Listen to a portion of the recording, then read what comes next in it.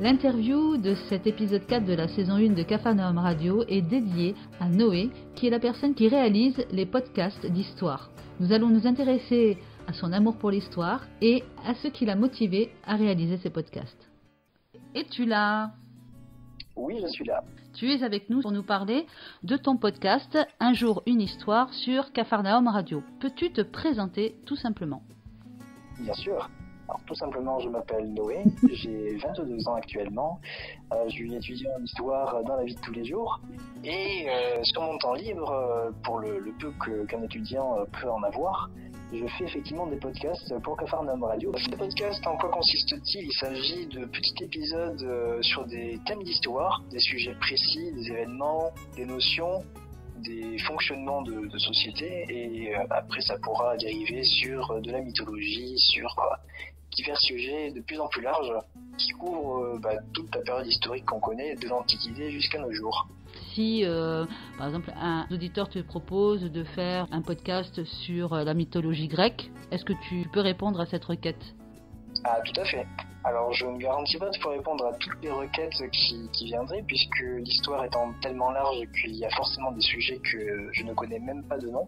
Mais oui, par exemple, si tu as envie d'un podcast un jour sur la mythologie grecque, je le prépare avec plaisir. D'accord. Ça me fera plaisir, moi, de chercher et ensuite de présenter ce que j'ai trouvé.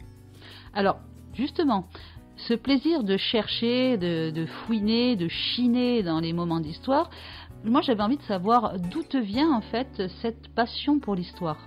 Qu'est-ce que ça représente pour toi l'histoire ? L'histoire, c'est un peu un fourre-tout, on va dire. C'est-à-dire que l'histoire, d'abord, c'est plusieurs histoires. Il n'y a pas une histoire, comme on peut dire, une histoire de France. En général, il y a toujours plusieurs histoires, plusieurs trames qui se déroulent en même temps, ou plusieurs cycles. Ça dépend comment on voit l'histoire, puisque l'histoire peut être aussi cyclique. On dit bien que l'histoire se recommence, l'histoire se répète. Donc, c'est un enchevêtrement de plein de choses, de plein de notions, de plein d'événements, de plein de fils conducteurs, comme on peut voir dans les films. Par exemple, le fil rouge des films et des histoires existe bien. Il y a toujours une continuité, il y a toujours des causes, il y a toujours des conséquences. Donc l'histoire, c'est un peu ça, surtout dans le monde dans lequel on est, où il y a plein de sociétés qui cohabitent, où il y a plein de groupes différents au sein de ces sociétés qui cohabitent, qui échangent entre eux, qui se mêlent, qui se reforment. L'histoire, c'est tout ça, c'est cet enchevêtrement de rencontres, d'événements. Alors là, c'est très abstrait ce que je suis en train de dire, mais philosophiquement, c'est un peu ça l'histoire. Donc après, pour on va dire le commun des gens, l'histoire, c'est également la culture, c'est savoir d'où on vient. L'histoire, c'est également savoir où on va, puisque ce qui va se passer dans le futur a des implications qui se passent aujourd'hui ou qui se sont passées hier, qui résultent d'un temps long. Par exemple, quand on parle aujourd'hui, prenons des questions d'actualité, tiens, tout ce qui est changement climatique, par exemple, il y a des causes qui sont actuelles, des causes qui viennent d'hier. Donc le résultat qu'on aura d'ici 20, 30 ans, voire même plus loin, peut-être dans 1000 ans, sera un résultat de ce qui s'est passé aujourd'hui, de ce qui s'est passé hier. Ah, tu veux dire qu'en fait, l'histoire, excuse-moi, je te coupe, c'est pour bien comprendre, l'histoire est faite de petits présents, en fait. Une accumulation de moments présents qui forment l'histoire de demain. Donc, si j'ai bien compris. Oui, alors ça, effectivement, c'est une évidence, puisque à tout moment de l'histoire, il y a eu un moment présent. Là, on parle dans de la philosophie pure, mais sur une frise de temps, il y a toujours un début avec un moment présent. Il y aura toujours, à chaque instant T, il y aura toujours une personne qui sera dans le moment présent, qui fera une action dans le moment présent. Tout ce qui se passe en histoire se passe à un moment présent.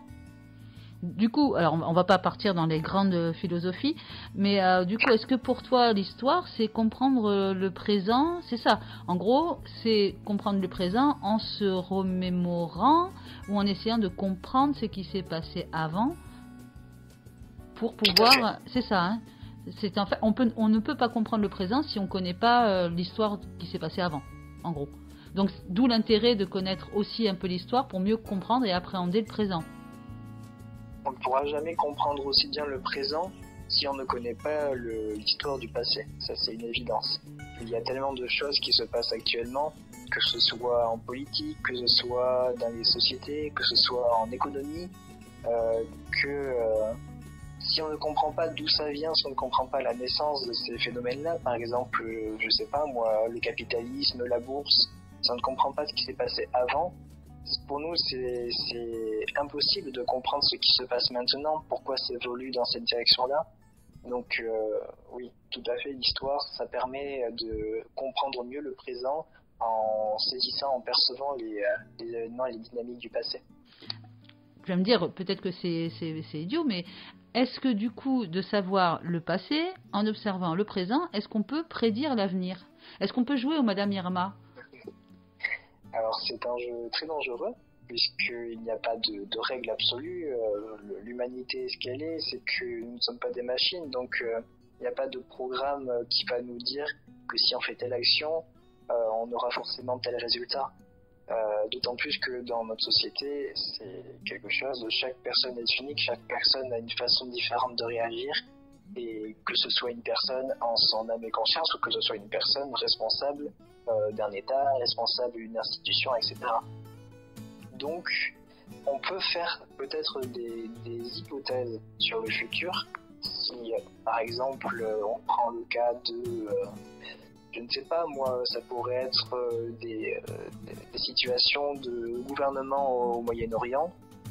Il y a, si je prends par exemple le cas tout récent de l'Afghanistan, on a vu du coup un renversement de régime, on a vu un complet changement de dynamique dans le pays. Et les historiens, alors moi je ne suis pas du tout spécialiste de ces périodes-là et de ces dynamiques-là, mais un historien qui est déjà expert en la matière, en l'époque contemporaine, en les phénomènes, les mouvements qu'il y a au Moyen-Orient, qu'il y a eu en Afghanistan, toute l'histoire de l'occupation de l'Afghanistan par les troupes américaines, il serait tout à fait possible que ce genre d'historien puisse émettre des hypothèses quant au devenir du pays.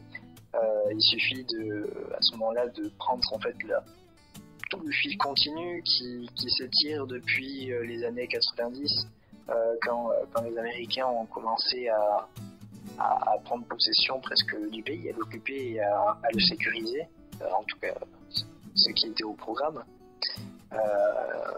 Déjà de tout ce qui s'est passé avant, on peut tirer des conclusions pour aujourd'hui, pour comprendre ce qui se passe actuellement et pour comprendre, pour estimer ce qui pourrait se passer plus tard si les dynamiques ne changent pas, puisque forcément en histoire les grands événements sont faits également d'imprévus, et c'est ce qui fait beaucoup de grands événements. Si je prends la prise de la Bastille par exemple, il était impensable que cette forteresse soit prise, et malgré tout c'est ce qui s'est passé. C'est un imprévu qui a fait un grand événement, et aujourd'hui tous les 14 juillet il me semble bien qu'on se retrouve dans la...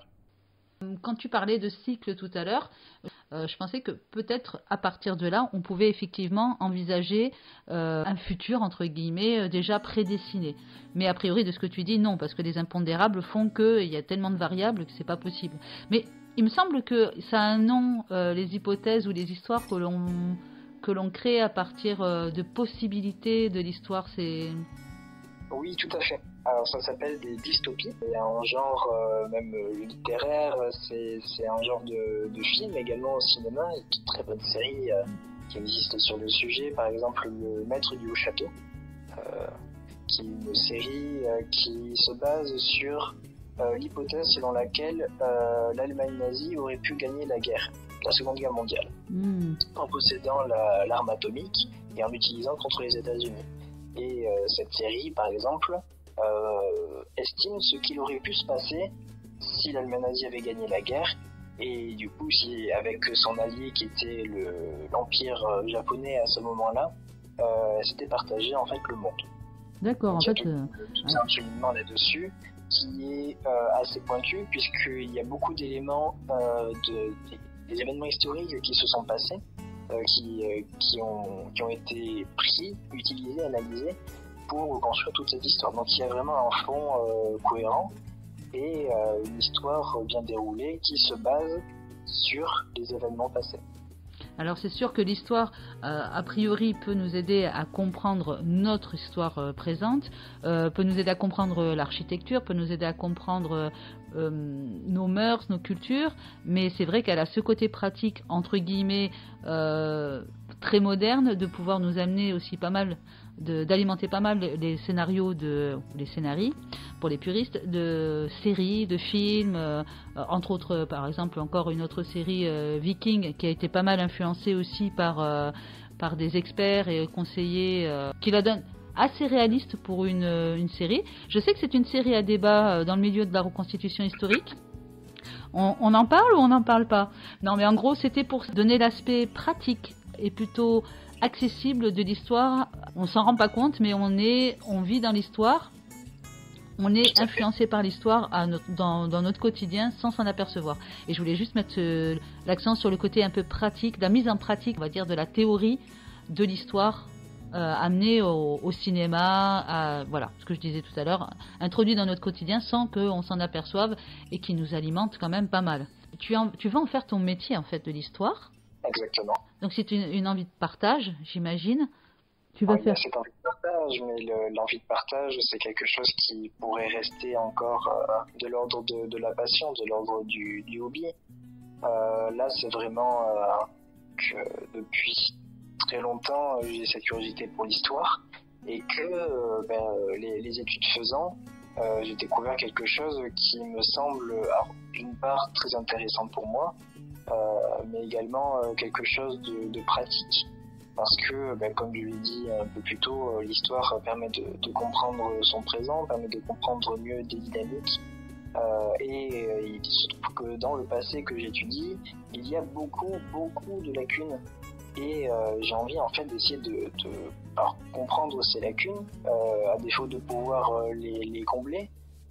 Mais du coup, apporter ma pierre à l'édifice en fait, dans la recherche historique, qui est un puissant fond. Et tu peux nous expliquer un petit peu sur quoi tu travailles ou est-ce que c'est top secret?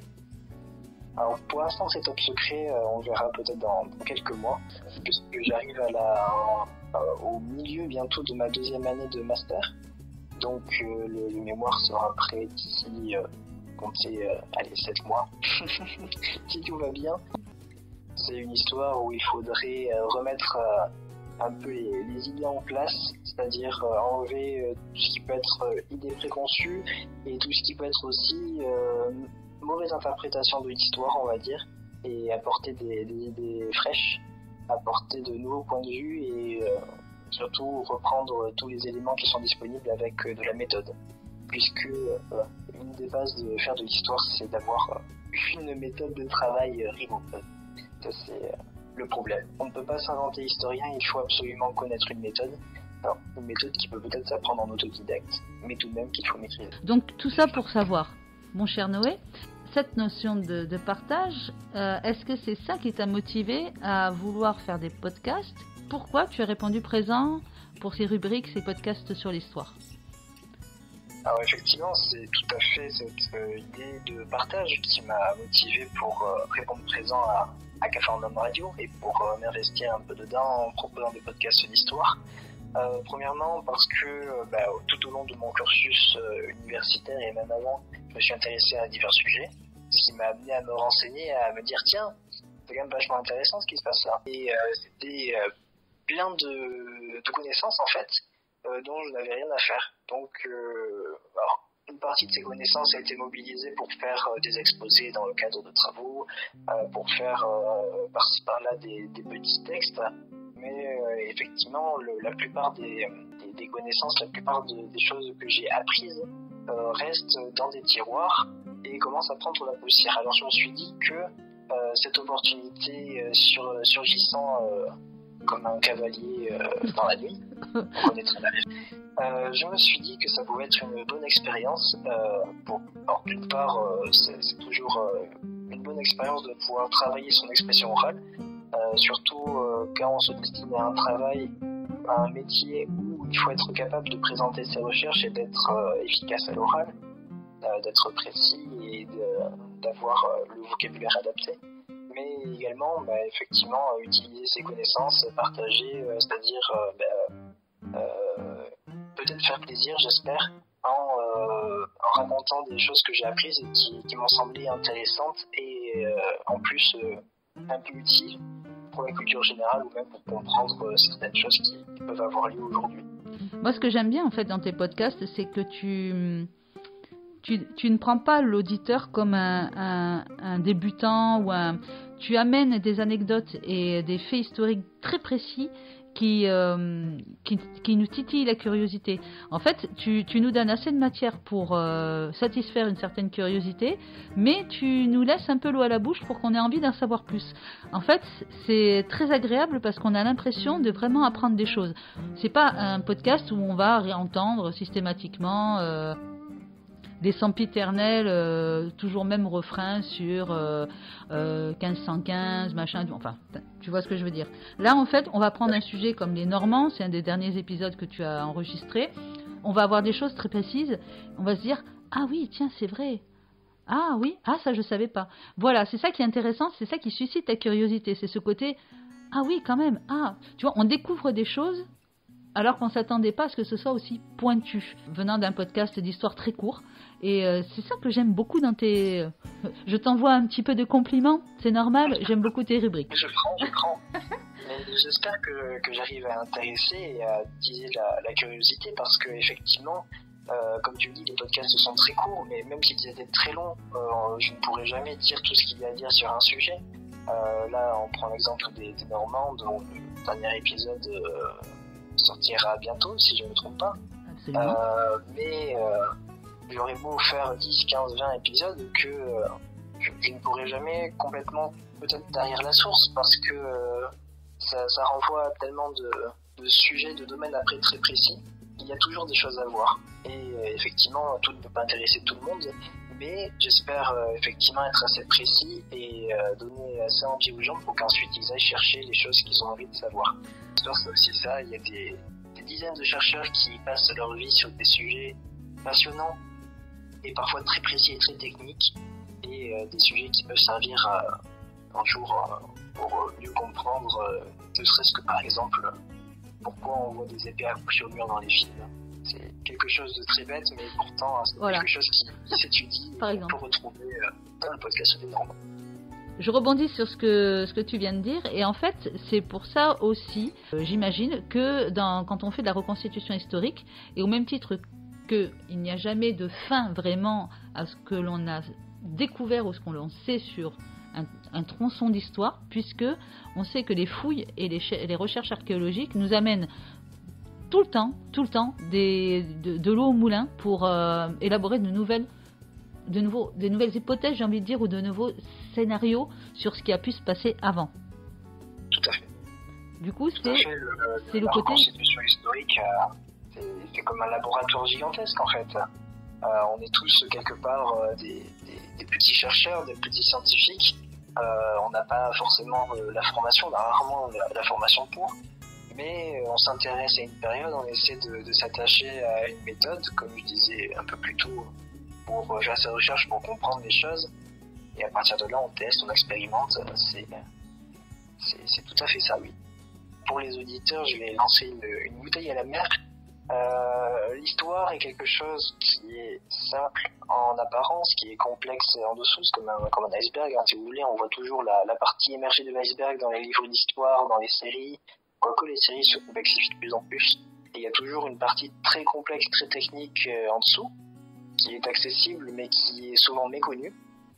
Tout ça pour dire que il est important, que ce soit en histoire, mais que ce soit aussi dans plein d'autres sujets d'actualité, quand on regarde les informations, d'aller chercher la source de l'information, de croiser les informations.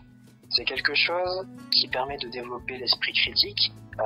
Pour les historiens, c'est primordial, mais c'est très important pour tout un chacun. Quand on regarde les informations à la télé, il y a plusieurs chaînes d'informations, toutes ne disent pas la même chose. Il est important de croiser ces informations-là pour se faire son propre avis. Il est important d'aller chercher les informations et ne pas se contenter des des pop-up qu'on peut avoir sur nos écrans divers, de se contenter des on-dit et de prendre ces informations-là et les absorber. Il faut absolument aller chercher, il faut absolument aller comprendre d'où viennent ces informations-là, qui les a données, qui est la personne, quelle est sa fiabilité, sa validité. Tout ça pour dire que au final, là je parle d'histoire, mais c'est applicable dans la vie de tous les jours. On est dans une société qui aujourd'hui est complexe et il est important pour tout le monde, pour sa propre personne, mais aussi pour les autres personnes qui pourraient être touchées par ce qu'on dit ou par ce qu'on fait, puisque tout ce qu'on fait a des conséquences. L'histoire nous l'apprend bien. Il faut se développer un esprit critique. C'est important. Il y aura des élections présidentielles, puisqu'on en parlera l'année prochaine. Ah oui, c'est bientôt, dans quelques mois.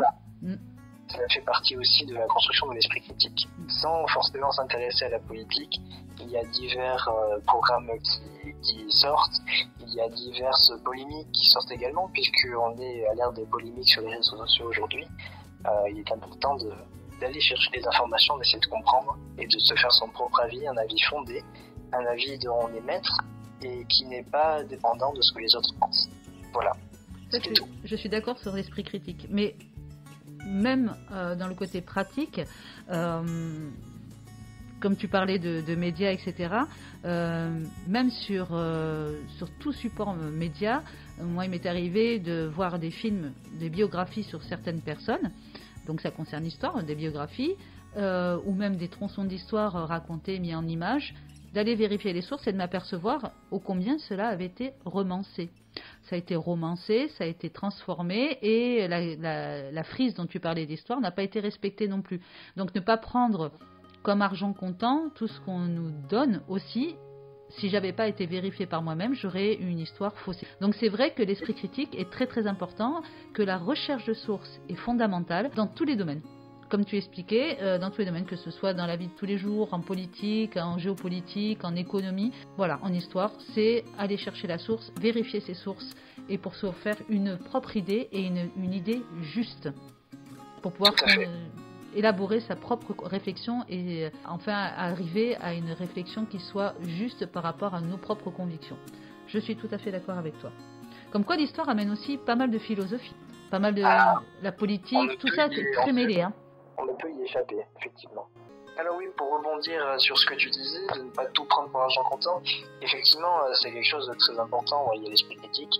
En fait, il y a tellement de sources d'informations aujourd'hui, tout le monde peut donner son avis sur les réseaux, et ça peut aller tellement loin, un simple tweet peut être vu et repartagé par tellement de personnes que on ne peut pas prendre toute information, que ce soit un article, que ce soit une vidéo sur YouTube, que ce soit une série, que ce soit un livre, tout n'est pas de la connaissance prête, fiable, valide, quand on la reçoit. Il faut la traiter, il faut l'analyser, on n'est pas des ordinateurs, mais il faut comprendre ce qu'on écoute. Et il faut aussi être sûr, on ne peut pas l'être totalement, mais à peu près complètement, de la fiabilité de la personne qui dit. Et si jamais on n'est pas sûr, quasiment complètement, il faut aller chercher d'autres sources d'informations. Il faut aller croiser. Voilà, c'est ce que tu parlais. Voilà, tu en parlais tout à l'heure. Tu parlais du croisement de sources justement pour valider la fiabilité de la source que tu as entre les mains. Et par exemple, pour finir sur ce qu'on fait actuellement pour FM Radio, ce que je vous dis, ça vous invite justement normalement à aller chercher, parce que ce que je vous dis, c'est des visions de l'histoire qui ont été partagées par des chercheurs, des visions que j'ai comprises, que j'ai analysées, que je restitue, mais il y a forcément d'autres choses à dire, et peut-être qu'il y aura des choses avec lesquelles vous ne serez pas d'accord après avoir fait vos recherches. Mais si vous ne faites pas vos recherches, je serai pour vous peut-être la seule voie. Alors ça fera du bien à mon ego peut-être, d'être votre source d'information en histoire, mais c'est pas du tout la bonne pratique à avoir. Il est important d'avoir de la curiosité, de la cultiver et d'aller chercher un petit peu plus loin.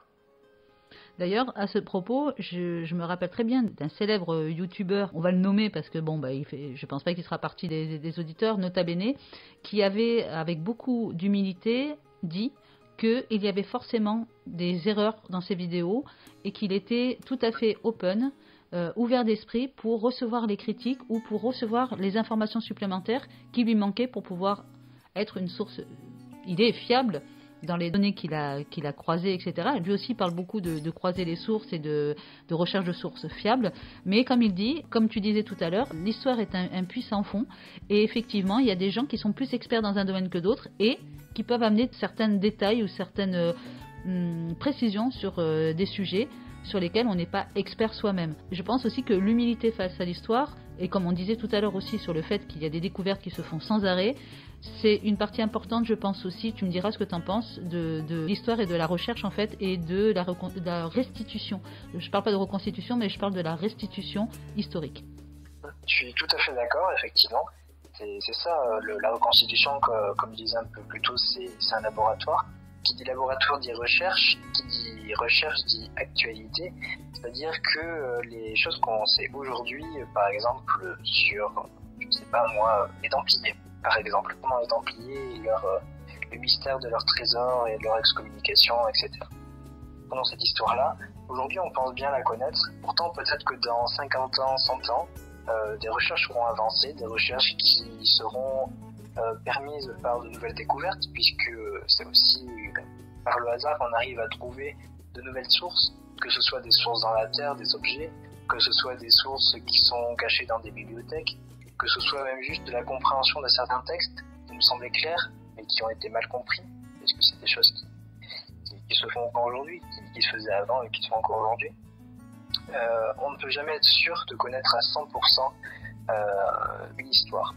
Même l'histoire contemporaine, on sait très bien aujourd'hui que, par exemple, dans un État, prenons par exemple le Portugal de Salazar. Salazar qui était un dictateur au début du XXe siècle, qui a pris le pouvoir dans les années 1920, si je ne me trompe pas, et qui est resté au pouvoir au Portugal jusque dans les années 1970.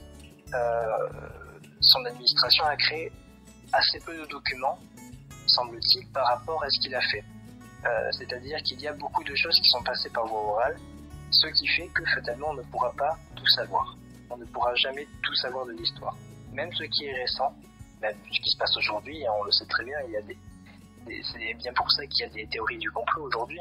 C'est parce qu'on ne pourra jamais tout savoir. Il y aura toujours une part d'oralité, il y aura toujours des informations perdues. Et c'est quelque chose qui est encore plus vrai pour les périodes passées. Et c'est pour ça qu'il y a de la recherche historique, c'est pour ça qu'il y a de la reconstitution. C'est pour ça qu'il y a des passionnés, des professionnels qui passent leur temps pour comprendre le passé. Et c'est pour ça qu'il y a des Noé, et c'est pour ça qu'il y a des auditeurs pour écouter les podcasts d'Un jour une histoire sur Capharnaüm Radio. En tout cas, c'est passionnant, on pourrait passer des heures à en parler, c'est vrai, et on passera des heures à en parler puisqu'on fera d'autres petites interviews, des petits débats comme ça sur l'histoire parce que c'est un sujet important de nos vies et je sais sur Capharnaüm Radio on a envie de mettre l'accent sur l'histoire parce que c'est tellement passionnant et on est tous plus ou moins reconstitutionnistes donc voilà je le dis parce que les auditeurs le savent pas vraiment.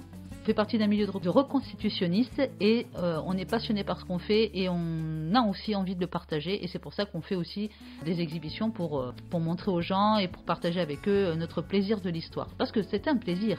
Il ne faut pas oublier cette notion de plaisir dans l'histoire, Monsieur Noé. Si on n'aime pas l'histoire, ça va être très compliqué d'en faire. On est d'accord. En tout cas, je te remercie beaucoup pour cette interview. Donc j'annonce un petit peu ce qui va se passer. Donc on va avoir 2 prochains épisodes sur les Normands, donc un dans cet épisode 4 et le suivant dans l'épisode 5. Sur l'épisode 6, donc le triumvirat, puisque j'étais là. Je tease un petit peu, j'annonce un petit peu ce qui va se passer. Tu nous as fait un beau travail sur le triumvirat aussi. Est-ce que tu as les prochains épisodes, tu peux nous dire à peu près de quoi ça va parler ou pour l'instant on garde le suspense? Oui, puisque même pour moi c'est un suspense égal. J'adore, c'est génial. Donc ça fait partie du mystère à trous. Donc c'est l'affaire du mystère à trous. On verra ça en même temps que le sujet de ta thèse, etc. Juste un petit mot pour nos auditeurs. Aimez ce que vous faites ce que vous aimez. Voilà. Oh, c'est un magnifique mot de la fin. Merci de nous avoir accordé de ton temps et je te souhaite un bon courage pour la suite de tes études.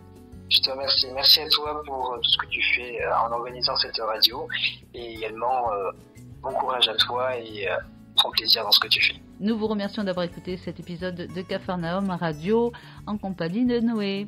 À bientôt. Ciao. Nous vous remercions pour votre écoute et nous vous disons à bientôt pour une prochaine interview dans Capharnaüm Radio.